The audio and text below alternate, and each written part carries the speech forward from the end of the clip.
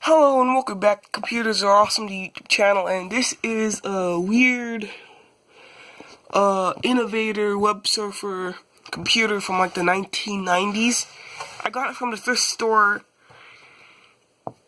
a couple months ago for $8, and it was in pretty good shape, so I just bought it because I knew it obviously had a telephone line, serial, I think. No, that's parallel, not serial, I think. And VGA, 3-prong, audio, S-video, and I saw PS2, but it was covered like this, but somehow got it out, and USB, so it's obviously a computer. Probably not the most high-end of the 1990s, but it's a computer.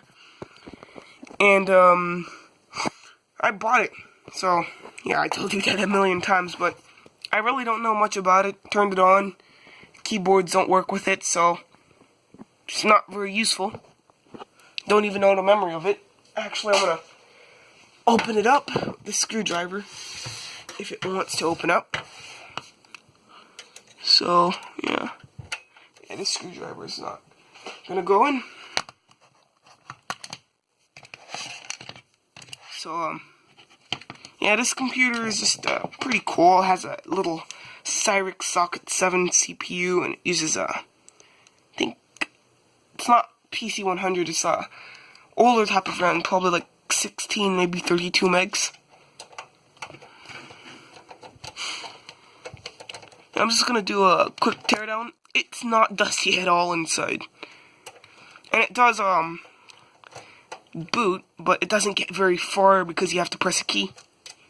And unfortunately, software doesn't let you use PS2, so me ripping out the case metal covering wasn't that useful. But yeah, it probably came out of an attic or something, or you know, I don't think it even came out of an attic because it doesn't really look used at all. The only reason it looks kind of damaged is because of me unable to get the screw in when I first bought it. Too excited to try to delicately open it, so kind of opened it as quick as possible. But this is the machine if it wants to get out.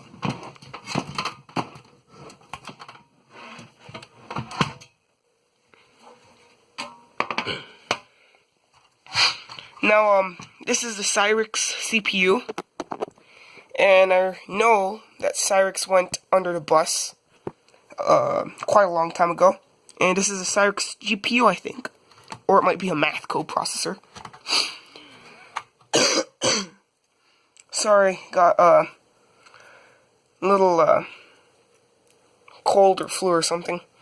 Although this is a weird type of memory, probably not weird to like a old 1990s computer enthusiast. Still kind of getting used to it, but it's an MTech, I think 64 pin DIMM, I'm not sure, but it's pretty old. And this is the power supply. It isn't even those average power supplies that you see. It's probably custom made power supply for innovation. I remember when I tried to Google it, I was confused. There's no such company. And I even searched the model number. None.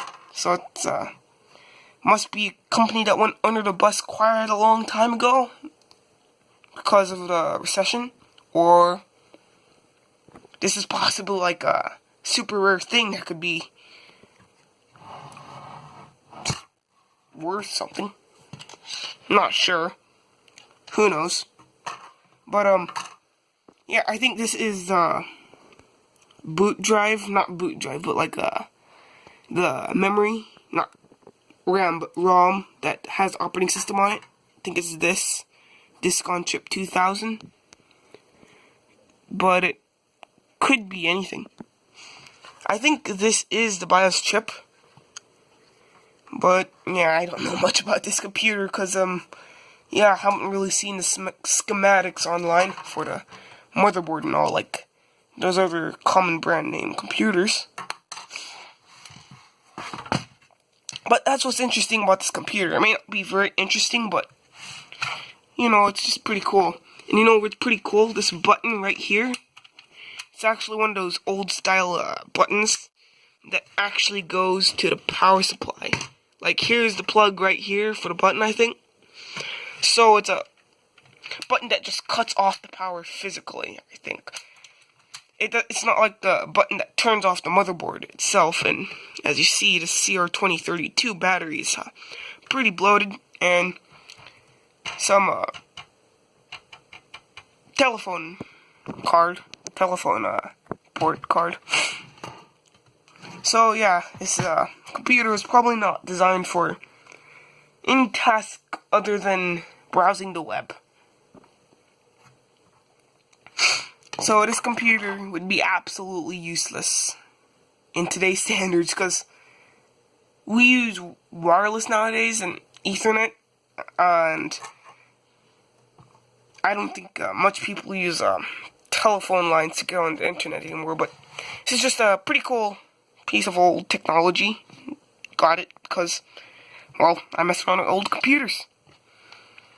And yeah, this power supply is actually in pretty nice condition. If you see, no bad capacitors or anything. Quite surprised. And so is the motherboard. It's just in perfect condition. Socket 7 CPU with a Cyrix CPU that I never heard of. So yeah, this is a pretty cool computer. In that I've never heard of it before. But let me just reseat the memory or put it on.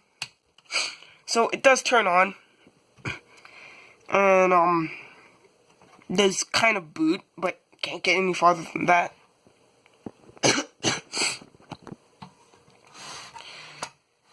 Yeah,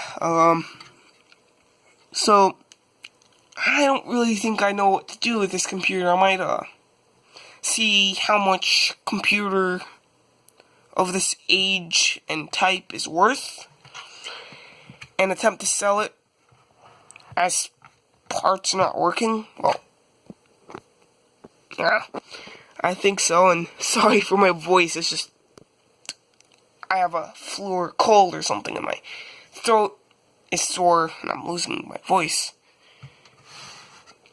because I'm talking too much. But yeah, so there's no damage to the capacitors. I think if I were to sell it to somebody who knows a lot more than me, they'd be very happy. Yeah, but this computer probably wasn't designed to be like a office computer. It was probably designed to be like those cheaper budget home systems, but then in like the early 21st century, which is right now the 21st century, they were probably deemed useless because, well, technology has advanced so quickly since the 1990s that every year something would become useless. Yeah, I'm just a kid from like the mid to 21st century from time that I upload this video. But yeah, this computer is pretty cool though. I think it was manufactured around 1995 to 98. Because that's when Socket 7 came out. I think I do have another Socket 7 CPU from like 1999. So this by far is my oldest computer. And is one of the computers in the best shape. Was in the best shape.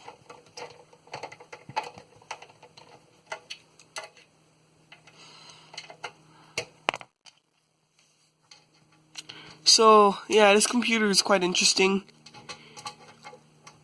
but it's not gonna prove any useful to me anymore, because, yeah, I don't think you can serve the web with a computer like this.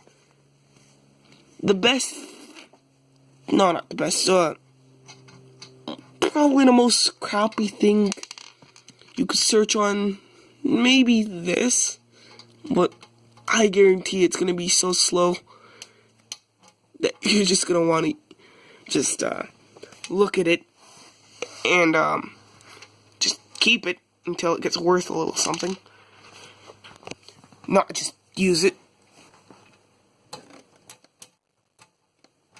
But yeah, this screw won't get back in, and it's kind of frustrating. Yeah, I'll have to pause the video to get it back in. Need 2 hands. So, yeah, I'm back. So, originally I thought this was like a old-style DVR or something. Maybe a computer. But, oh yeah, this is quite the journey. So, here's the bottom of the machine. Yep. So, this is it.